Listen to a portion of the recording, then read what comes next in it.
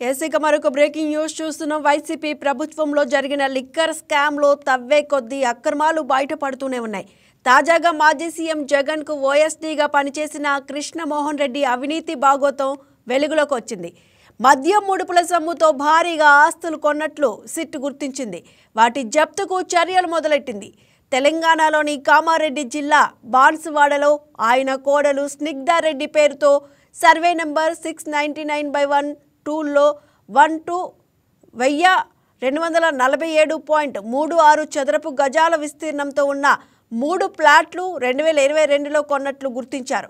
ఒక్కో దానికి 17 లక్షల రూపాయల చొప్పున మొత్తం 51 లక్షల రూపాయల నగదు రూపంలో చెల్లించారని తెలుసుకుంటున్నారు.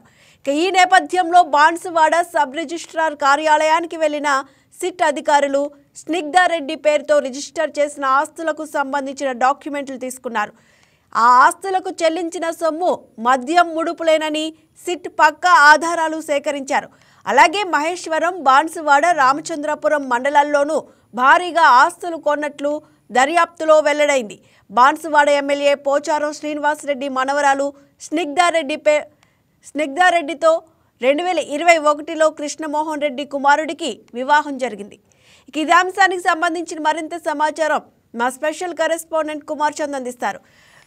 కుమార్ చంద్, ఏదైతే మనం ఇప్పుడు మాట్లాడుకుంటున్నామో బాన్సువాడలో ఎమ్మెల్యే పోచారం శ్రీనివాసరెడ్డి మనవరాలు అలాగే కృష్ణమోహన్ రెడ్డి కోడలైన స్నిగ్ధారెడ్డి పేరుతో 3 ప్లాట్లు మద్యం ముడుపులతో కొన్నట్లుగా కూడా సిట్ ఆధారాలు సేకరించే పనిలో పడ్డట్టు తెలుస్తోంది.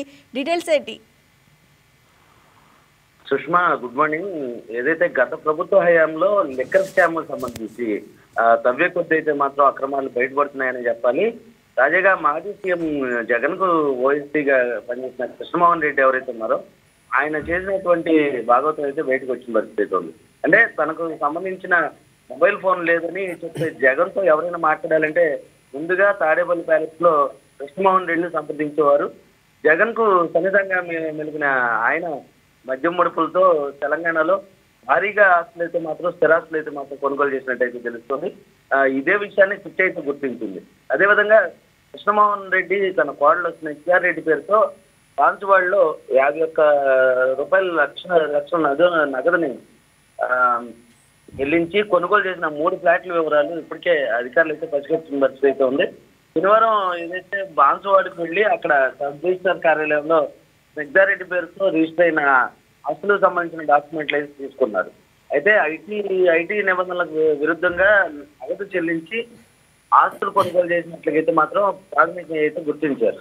ఆ ఆస్తులకు చెల్లించిన సొమ్ము ఏదైతే ఉందో అది మద్యం ముడుపులేనని అయితే మాత్రం చుట్టూ పక్కాగా ఆధారాలు సేకరించిన పరిస్థితి కూడా ఉంది. అదేవిధంగా తెలంగాణలో మహేశ్వరం, అదేవిధంగా రామచంద్రపురంలో కూడా మరిన్ని ఆస్తులు అయితే మాత్రం ఉన్నాయని కూడా వెలుగులోకి వచ్చింది.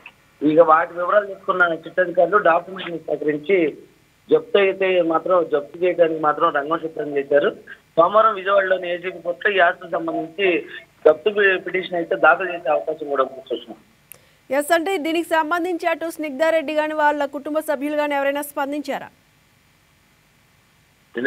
స్నిగ్ధారెడ్డి అంటే ఇప్పుడు దీనికి సంబంధించి అంటే ఇప్పుడు కృష్ణమోహన్ రెడ్డికి పోచారంతో ఏదైతే బంధుత్వం అయితే ఉంది. అంటే కృష్ణమోహన్ రెడ్డి స్థిరాస్తులు కొనుగోలు చేయడానికి కారణం ఏంటనేసి చిట్ట అయితే చూపు లేకున్న పరిస్థితిలో అది జగన్ కు భవిష్యత్తులో ఇటు దర్యాప్తు సంస్థలకు తెలియకుండా అవకాశం లేకుండా హైదరాబాద్ కాకుండా గ్రామీణ ప్రాంతాలను అయితే ఎంపీ చేసుకున్నాడు. అదేవిధంగా బీఆర్ఎస్ ఎమ్మెల్యే పోచారం శ్రీనివాసరెడ్డి మనవరాలు స్నిగ్ధారెడ్డితో వివాహం జరిపించిన నేపథ్యంలో ఆయన సంబంధించి అంటే వైసీపీకి పొరుగు రాష్ట్రం ఏదైతే తెలంగాణకి అయితే అప్పట్లో మంచి సత్సంబంధాలు ఈ నేపథ్యంలోనే పోచారం శ్రీనివాసరెడ్డితో మనవరాలు అయితే ఏదైతే దీనికి సంబంధించి వాళ్ళైతే స్నిగ్ధారెడ్డికి సంబంధించి అయితే ఇప్పటివరకు స్పందించిన పరిస్థితి అయితే లేదు. కానీ ఇప్పుడు జప్తు చేసే క్రమంలో అయితే మాత్రం స్పందిస్తారనే అవకాశం ఉందని అయితే తెలుస్తుంది సుష్మా. రైట్, ఈ ఆధారాలతో సిట్ ఏ విధంగా ఈ కేసులో ముందుకు వెళ్తోంది? దీనికి సంబంధించి ఏమైనా సిట్ అధికారులు ఎవరైనా మాట్లాడారా?